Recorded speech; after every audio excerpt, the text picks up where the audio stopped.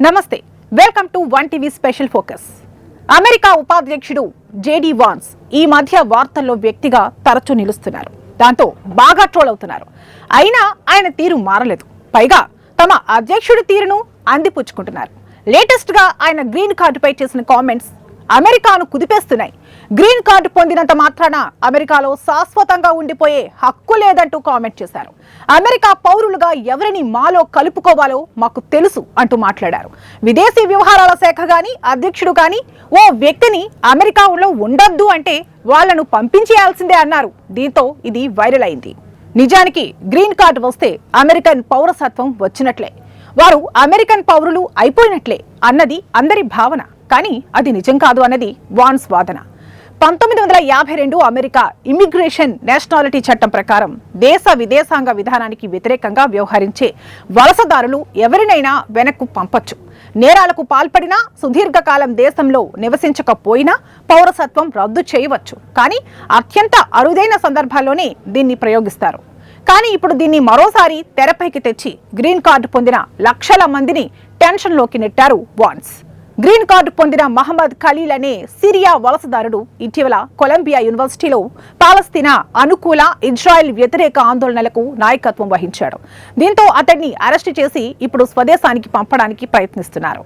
దీన్ని దృష్టిలో పెట్టుకునే జేడీ వాన్స్ గ్రీన్ కార్డ్స్ పై కామెంట్ చేశారు. ఆయన ఏ ఉద్దేశంతో ఇలాంటి కామెంట్స్ చేసినా ఇప్పుడది కొత్త చర్చకు, రచ్చకు దారితీసింది.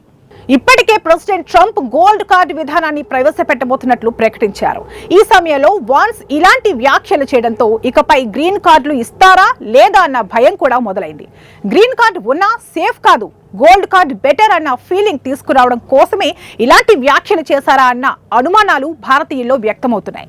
గ్రీన్ కార్డు హోల్డర్ల హక్కుల విషయంలో కొంత గందరగోళం ఉన్నమాట వాస్తవం. గ్రీన్ కార్డు వస్తే అమెరికాలో శాశ్వతంగా ఉండిపోవచ్చు, పని చేసుకోవచ్చు, వారికి చట్టపరమైన రక్షణ ఉంటుంది. ఆ తర్వాత అమెరికా పౌరసత్వం కోసం దరఖాస్తు చేసుకోవచ్చు. అయితే గ్రీన్ కార్డుదారులు ఓటెయ్యలేరు, కొన్ని రకాల ప్రభుత్వ ఉద్యోగాలకు అనర్హులు. ఇక రూల్స్, పన్నుల చెల్లింపులో చట్టాలను పాటించాలన్నది నిబంధన. ఫస్ట్ అమెండ్మెంట్ ప్రకారం అమెరికా పౌరులకు ఎలాంటి హక్కులుంటాయో గ్రీన్ కార్డుదారులకు కూడా అవే హక్కులుంటాయి. వాక్ స్వాతంత్రం, శాంతియుత నిరసనలు చేసుకోవచ్చు. అమెరికా రాష్ట్రాల్లోని చట్టాలను పాటించాలి. ఎప్పటికప్పుడు పన్నులు చెల్లించాలి. వీటిలో ఏమైనా తప్పులు జరిగితే చట్ట ప్రకారం చర్యలు తీసుకుంటారు. కానీ గ్రీన్ కార్డులు రద్దు చేయరు. తీవ్రమైన నేరాల విషయంలోనే గ్రీన్ కార్డులను రద్దు చేయవచ్చు. జేడీ వాన్స్ మాత్రం గ్రీన్ కార్డు ఉన్నంత మాత్రాన పర్మనెంట్ గా దేశంలో ఉండలేరంటూ అందరికీ దాన్ని ఆపాదించేశారు. దీంతోనే టెన్షన్ మొదలైంది. భారతీయ గ్రీన్ కార్డుదారులకు నిపుణులు కొన్ని సూచనలు చేస్తున్నారు. పరిస్థితులు బాగోలేని ఈ సమయంలో ఎట్టి పరిస్థితుల్లోనూ రూల్స్ ఉల్లంఘించవద్దని సూచిస్తున్నారు. చిన్న సమస్య కూడా రెసిడెన్సీ స్టేటస్ ను ప్రభావితం చేసే ప్రమాదం ఉంది. అలాగే గ్రీన్ కార్డు ఉంది కదా అని వేరే ప్రాంతాల్లో ఎక్కువ కాలం ఉండదు. గ్రీన్ కార్డుదారులు తాము డిపోర్టేషన్ సమస్య ఎదుర్కొంటుంటే వారికి కొన్ని న్యాయపరమైన అవకాశాలున్నాయి. అయితే వాటి వల్ల ఖచ్చితంగా ఊరట ఉంటుందని చెప్పలేం. కాబట్టి అలాంటి పరిస్థితి రానివ్వద్దని నిపుణులు సూచిస్తున్నారు.